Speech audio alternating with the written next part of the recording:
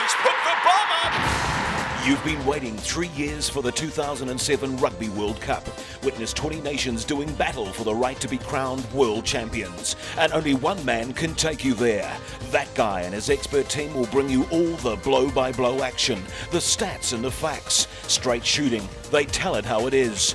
Travel with them to France and be part of the amazing spectacle that is the 2007 Rugby World Cup. Welcome to the Panama Hotel, welcome to the show. That guy's World Cup, what is it? Well, I'll tell you.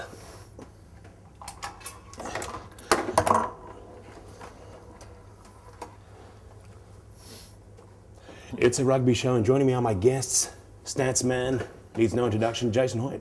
Thanks very much, Leigh. Very excited to be here. It's going to be a tremendous 7 weeks of rugby, 48 matches. That's 3,820 minutes of rugby. It's going to be Hold that thought, Jason. And joining him, of course, is back play expert and Māori correspondent, Matt Johnson. Matt, hi, welcome. Kia ora o te aroa. He momo hui te runanga o ngā rangatira o te iwi. Nai ne koera te ingoa o tēnei taone keri waro. Kore take noi hone. Kia ora. Kia ora.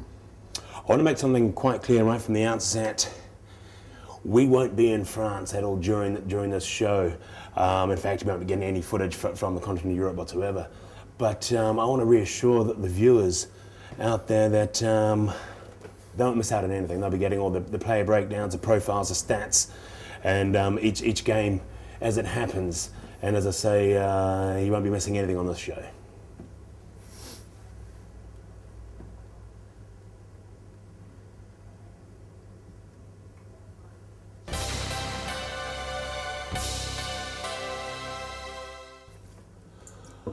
I'd like to introduce our first guest to you, a legend of broadcasting, a legend of sportscasting, Phil Leishman. It's overcast with light rain at Carisbrook, and chilly conditions will be the order of the day in today's third test in Dunedin. The memories. Phil, welcome to the show. Yeah, I'm a bit shocked. Are you sure that's Phil Leishman? I'm pretty sure it is. Just check one thing with you at the moment. Is it Leishman or Leishman? Well, it was Leishman, but we sort of as a family decided that it didn't sound as good, so we opted to make a change to Leishman, and I didn't really want to have to admit that, but seeing you asked the question, I suppose I had to be honest. Okay, so you don't know that the Leishman's from Nelson?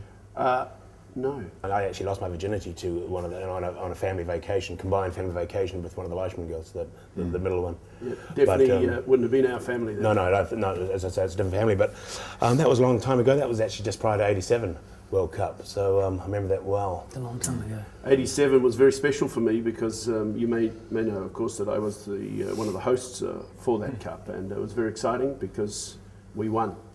And it's always better when you're a sportscaster when you win, as you guys will find out too. Being part of an up-to-the-minute show. Tell you what, we were out in the field earlier on. It's not just over in France where it's building up, back here as well, and we were there when the All Blacks launched off. Roll that footage. There's always a lot of hype moments before the All Blacks come here. You can see the other media, the other media here, Neil Walker, Neil Fucker, and of course Royd and Christie, TV1 there. It's very exciting. Grab us a kebab, will you? No chili. Neil, do you want a kebab? A lamb kebab for Neil, thanks. And it begins when they come past the roast house here. There was Dan Carter coming up the back there. Fantastic. There's Richie. Hey mate, all right, good to see you.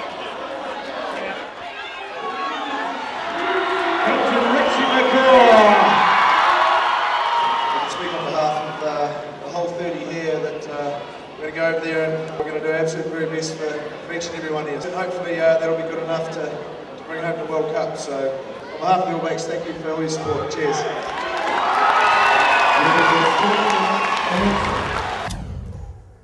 Fascinating stuff, and obviously they embarked on their journey from there, and it's important footage because that's pretty much the last footage you're going to see of the All Blacks on this show.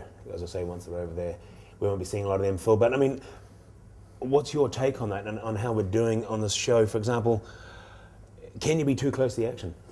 I think you can, and you know, I've always said that. I've often criticised my colleagues Keith Quinn and Johnny Macbeth and others for being too close. You can get too close, but I think you've taken a somewhat revolutionary approach. It's not the way we would have done it. I'll be honest. Back in '87, you wouldn't definitely do. I mean, that was 20 years ago now, though. Well, true. I'm trying to strip away, I suppose, Jason. If I could just interrupt you there, Phil. fluff. Yeah, well, obviously there's a great deal of excitement in France. Heard Richie McCaw yesterday speaking a bit of French. Do you hear that? It's very good. good. Bonjour, bonjour. But obviously, Matt, you've been out on the streets. There's excitement building up in New Zealand and Auckland City, across the nation. A huge amount of excitement with regards to this World Cup. You've been out on the street. What was the sort of feeling out there? Jason, it was overwhelming. It really was. How are you, mate? Who's going to bring the cup home? I'd say the All Blacks will, eh?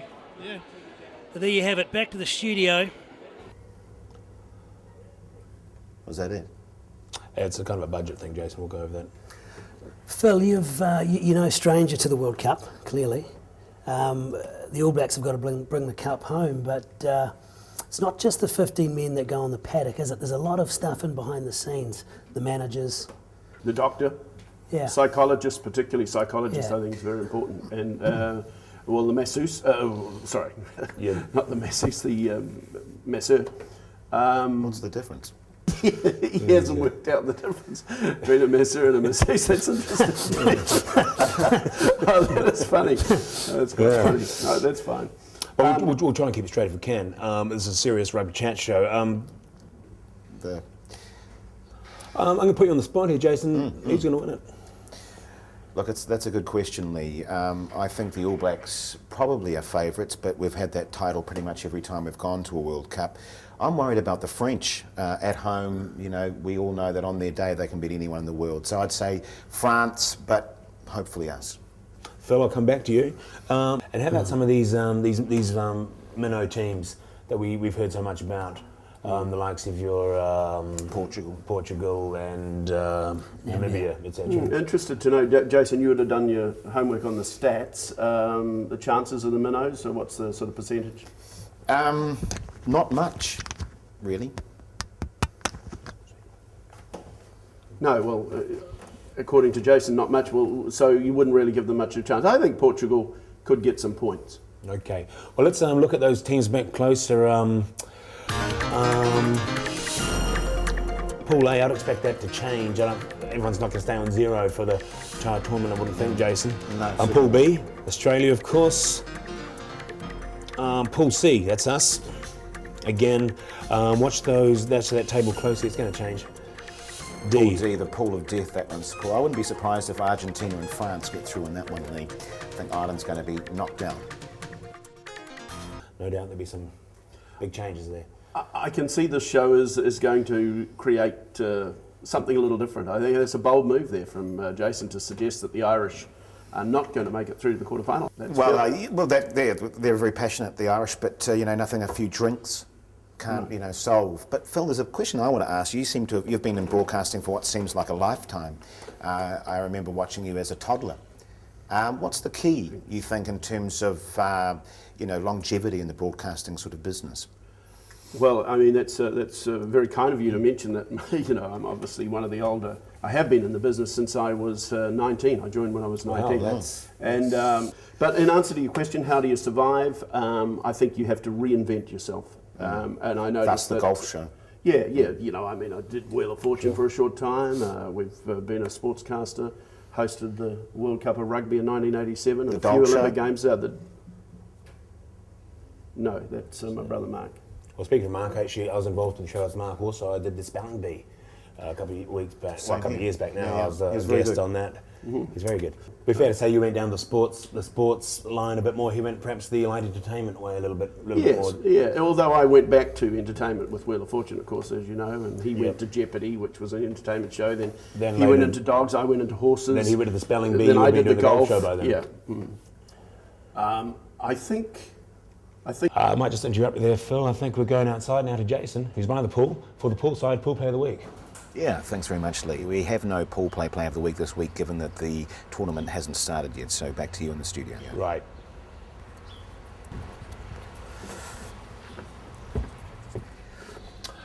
Thanks, Jason.